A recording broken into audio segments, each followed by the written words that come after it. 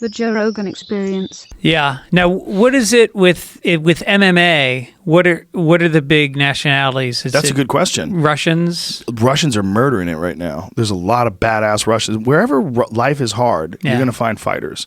And you're going to find people that survive where life is hard and thrive. And then that's how you get like a Khabib Nurmagomedov. You get a hard motherfucker who knows how to fight and ain't scared of shit. Same thing with Conor McGregor. You get a hard neighborhood, a hard life, growing up in Dublin, dangerous, fighting since he was young, That's how you get these beasts. And then, But a lot of American MMA guys come from wrestling. Or the military, right? Yeah, some of them from the military. It's rare. We had special forces guy like Tim Kennedy, of course, who's probably one of the most famous. Brian Stan, also a military veteran. And you look at these guys that are, the guys that are capable of being SEALs or Rangers or Green Berets. They're just elite humans. They're people that know how to do things and push themselves in a way that other people don't. Sometimes that translates over the fighting, and sometimes it doesn't. Yeah.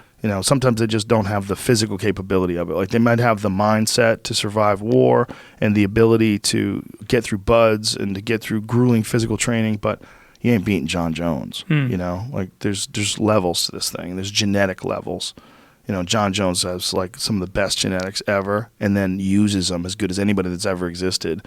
Best at controlling distance of all time. He's got two brothers that are NFL players. So this is like super genetics in the household, right? Both his brothers are NFL stars. That's amazing. And he's the baddest light heavyweight of all time. And he's smart. So it's not just physical, it's also intellectual. He's also sets traps for people. He measures them, he sees what they're doing, and he feels them weakening. He pressures them and puts heavy pressure on people. He knows when to ebb and flow. He's just a genius at fighting. Do lightweights have longer careers? No, I would say the opposite. I would say the bigger guys actually have they can compete at a higher level deep into their 30s and even 40s. Like Randy Couture, I think he re-won the heavyweight title when he was 42. Because I would think there'd be more knockouts with heavyweights. There's a lot of knockouts with heavyweights, but their bodies maintain what got them to the dance later in life. Like George Foreman. George Foreman won the heavyweight title. I think he was 46 when he knocked out Michael Moore. It's like the oldest ever heavyweight champion.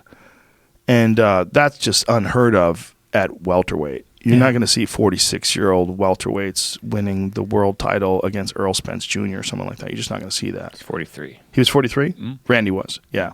And find out how old George Foreman was when he knocked out Michael Moore. So that's crazy. That's crazy old, 43. Yeah. You don't see that at 125 pounds. You just don't. Right. At 125 pounds, no one wins the title at 43 years old. So just the mass almost helps you survive. Something like that. I also think they lose less as they get older. 45. He was 45. So yeah, George Foreman was the oldest ever heavyweight champion at 45. Crazy. Wow. That is so unusual as like a middleweight. The only one who maintained a world championship caliber skill set deep into his 40s was Bernard Hopkins. And Archie Moore, when Archie Moore was younger. I mean, we're talking about the Rocky Marciano days.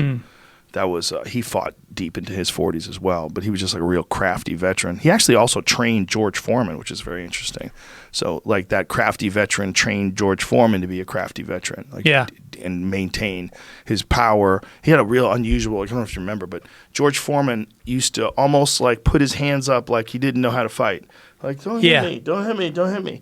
Almost like that, but that was his defense. He would move forward like this because he was so big. Right. He was such an enormous man with these enormous arms. So when he would stack them on top of each other and walk towards you like that, it was this weird offense. And he learned that from Archie Moore. It's part of his defense and holding his hands up in a weird way. He learned from Archie Moore. Right. Well, the oldest hockey player in the NHL is also the biggest, 6'8". The guy is Zdeno Chara on the Bruins. 43. What's that name? What is his name? Zdeno Chara. He's Slovakian. Yeah, he that dude was from the Lord of the Rings. Like, let's listen to that name. Right. They gave birth to him in a meadow. They rode a horse out there. There was destiny. They predicted how long he'd play when he was young. Shit. Yeah, just that name. There he is. Look at him. He looks like a fucking Viking. He's an animal. And he fights? I saw this one fight where he hit a guy, and the guy kind of took a dive, and he leaned down and picked him up with one hand and started punching him with the other. Lifted him off the ice with one hand. God. Yeah. I saw one thing that a guy did that's really fucked up. A guy hip tossed a dude. He judo threw him. Like he swept him, like he grabbed a hold of him, swept his leg out, kicked his leg out like a uchimata, and slammed his fucking head onto the ground. Jesus. It was rough. Yeah. Yeah, I was like, man, that ain't the same as fighting. Like you know you're on ice. Yeah. I mean, no one told him he couldn't do it. Right. But he used some really fucking sneaky shit. Yeah. You know. Yeah. The fighting in the NHL. It's funny. There's really great clips of guys talking to each other before fights, and it's amazingly calm. They literally go like, "Hey, you want to go?" And the guy will be like, "Yeah, I'll go." And then they fight. And then and then as soon as the other guy goes, "Yeah," they just throw their gloves down and they start fighting. It's all part of the game. It's all fucking orchestrated.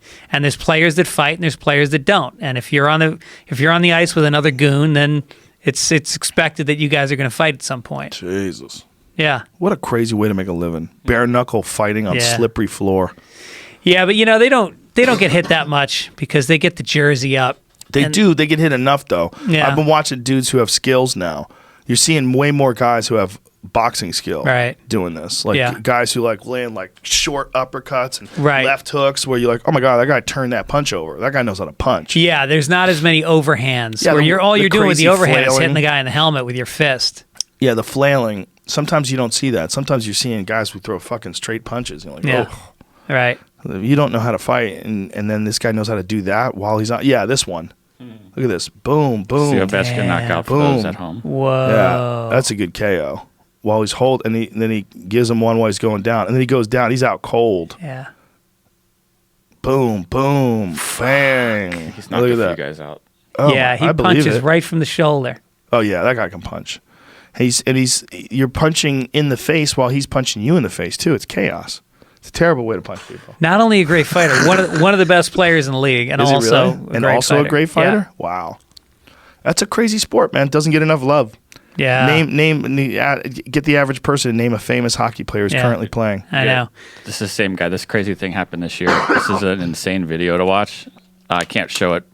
People at home might have seen this, but the puck literally flies and hits him right in the face, and he barely moves. Should show it again in slow motion right here. You check to see if his teeth got knocked out. Oh man, wow. He got pucked right in the mug. Yeah, bro, that is hard.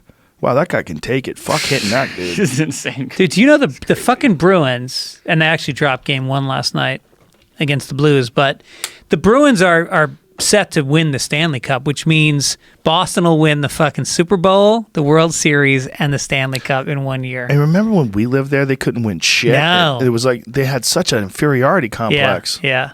And they would get close. Like the Celtics were good. They had Larry Bird and Danny Ainge. But now they have it forever. Because like, when was the last time the Yankees won the World Series? How long ago was that? Jeez, 2008. So it's been 11 years. But I could be way off on that. But they still have it. They're still the Yankees. You know what I mean? But for the Red Sox, they had never pulled it off. And then that Bill Buckner thing. Bill Buckner just died. I know. So sad. And that's the thing about being in Boston, because I grew up a Mets fan. We had season tickets to the Mets since I was a little kid.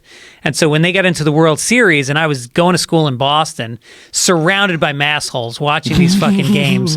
And they're just, I'm sorry, if you're from Boston, take it the fuck easy about your sports. They're so loud. Like last night with the Bruins game, they boo the entire. They introduce the Blues. They boo every fucking player. It's just it's barbaric. They're animals. So then fucking Buckner, who's this storied, amazing player, who's a journeyman. He's been out there forever. They put him at first base. He used to be an outfielder, but he slowed down. I think he had bad legs or something. So they put him at first base.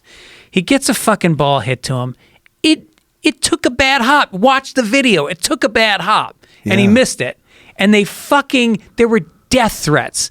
They dropped him that year. He went down to Pawtucket in Rhode Island to play in the minors. They showed up there and fucking terrorized him. He had to move out to like Arizona to hide. Jesus because of these fucking Boston fans. I remember people walking the streets. What year was that? 84? 86. 86? I remember people walking the streets they'd just be walking around the neighborhood with their hands in their hair, like, fuck. Yeah, after they lost. Fuck. Yeah. Just walking the streets, man. Yeah. People were so mad. It was all anybody wanted to talk about. Right. Because they hadn't won a World Series since 2017 or something. Oh, it was crazy. I was already 2019, 17. Yeah, 1917. I was already over baseball at that point. I wasn't interested in baseball anymore. So for me, it was really fascinating to watch. Yeah. Watch these people, because I had gone from caring about baseball to being obsessed with martial arts, and that was in the trend. Like, I got obsessed with martial arts in like 81. So by the time 86 rolled around, I was like, what the fuck are you people paying attention to? Yeah. Some guy dropped a ball. You going to be okay? Yeah. Like, what is this? Not only that, but that same year, I believe it was that same year, the Mets. That same year, the Patriots lost to the Bears in the Super Bowl, and it was one of the biggest blowouts in Super Bowl history. Oh yeah, that's right. So they were riding off of that too. It was rough times. Rough times for Boston. Yeah. I don't want to live there because I can't deal with the cold. I'm too much of a pussy these days. Yeah. But I love those fucking animals.